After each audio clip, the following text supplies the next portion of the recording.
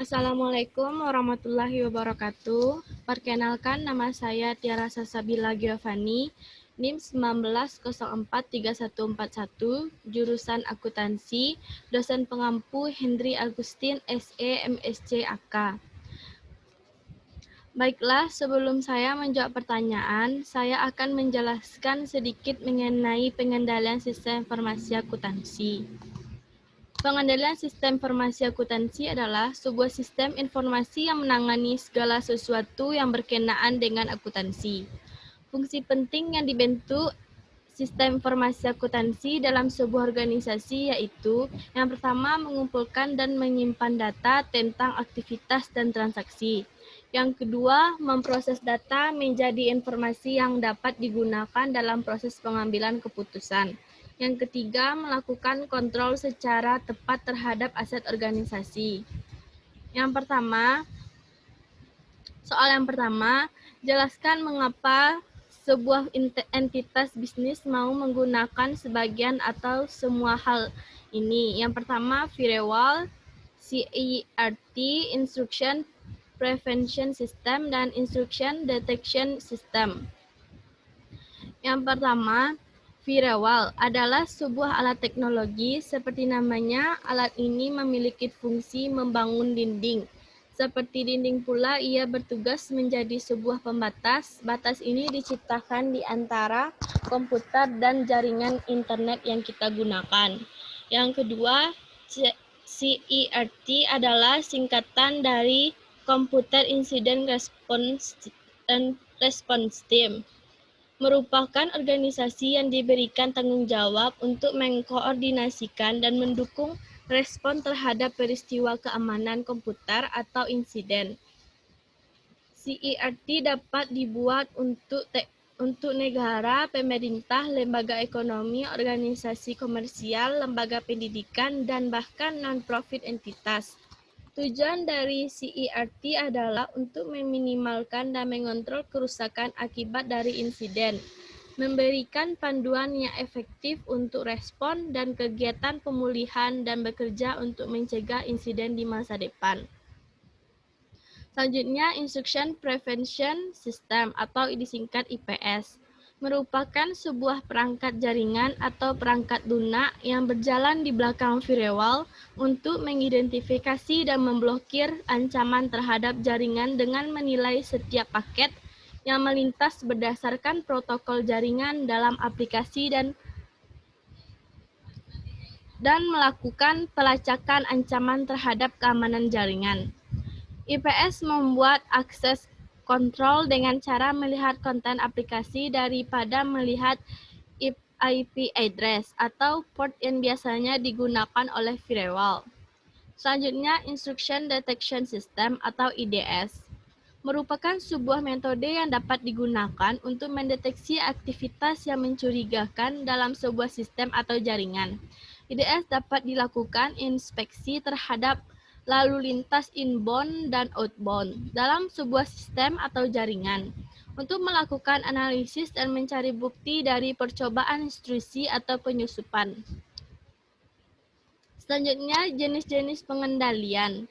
Yang pertama, pengendalian untuk pencegahan, itu preventif, merupakan pengendalian untuk mencegah timbulnya masalah sebelum masalah tersebut muncul. Contohnya, training karyawan, pembatasan akses, asuransi pelindungan, dan backup. Selanjutnya, pengendalian untuk pemeriksaan atau detektif, merupakan pengendalian yang dilakukan untuk mengungkap masalah pada saat masalah tersebut muncul. Contohnya, rekonsiliasi bank, estimasi atau penghapusan piutang, perubahan berkala user ID atau PIN. Selanjutnya, pengendalian untuk koreksi atau korektif, merupakan pengendalian yang dilakukan untuk memecahkan masalah yang ditemukan oleh pengendalian untuk kepentingan pemeriksaan. Contoh pemeliharaan atas data cadangan. Soal yang kedua, di antara 3 jenis pengendalian preventif detektif, manakah yang paling saudara prioritaskan untuk diterapkan pada sebuah entitas bisnis? Apakah tipe yang saudara pilih itu sama jika kasusnya perusahaan yang tidak punya sistem sama sekali dengan yang sudah punya sistem? Baiklah, yang akan saya prioritaskan untuk diterapkan pada sebuah entitas bisnis adalah yang pertama pengendalian detektif, yang kedua pengendalian korektif, yang ketiga pengendalian preventif. Kasus perusahaan yang tidak punya sistem sama sekali dengan yang sudah punya sistem sama, karena sebagian perusahaan yang bergerak di bidang bisnis pasti akan dihadapi dengan risiko dan ancaman, karena hal tersebut dapat dihindari. Namun, ancaman dan risiko yang terjadi kepada yang tidak mempunyai sistem dengan yang sudah mempunyai sistem dapat dihindari dan dikurangi dengan adanya pengendalian internal yang baik. Selanjutnya, soal nomor 3, pemisahan tugas dan fungsi terkadang tidak mungkin secara ekonomi. Untuk sebuah bisnis kecil, menurut Anda atau apa solusi untuk mengatasi hal ini?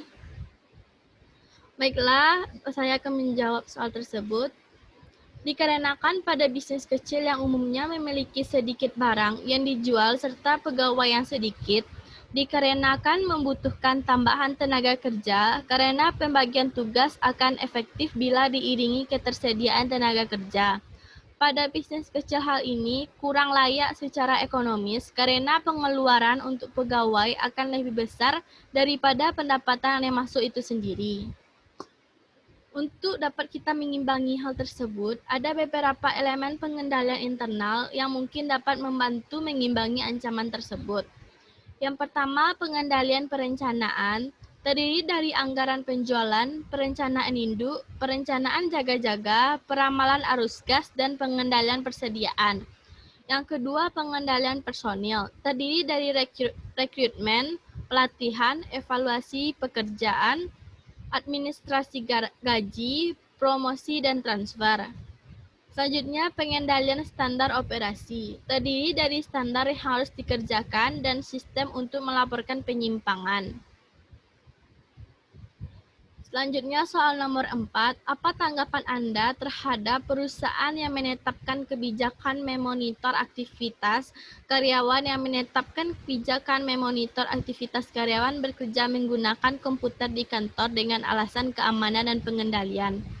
Menurut saya, itu hal yang diperbolehkan apabila karyawan tersebut masih menggunakannya dalam konteks keamanan dan pengendalian, karena monitoring tersebut merupakan salah satu cara pengendalian kinerja karyawan, karena kinerja karyawan juga dapat mempengaruhi tingkat keberhasilan suatu pekerjaan, karena dengan hasil yang dicapai tersebut kita dapat mengetahui seberapa besar hasil kinerja seseorang.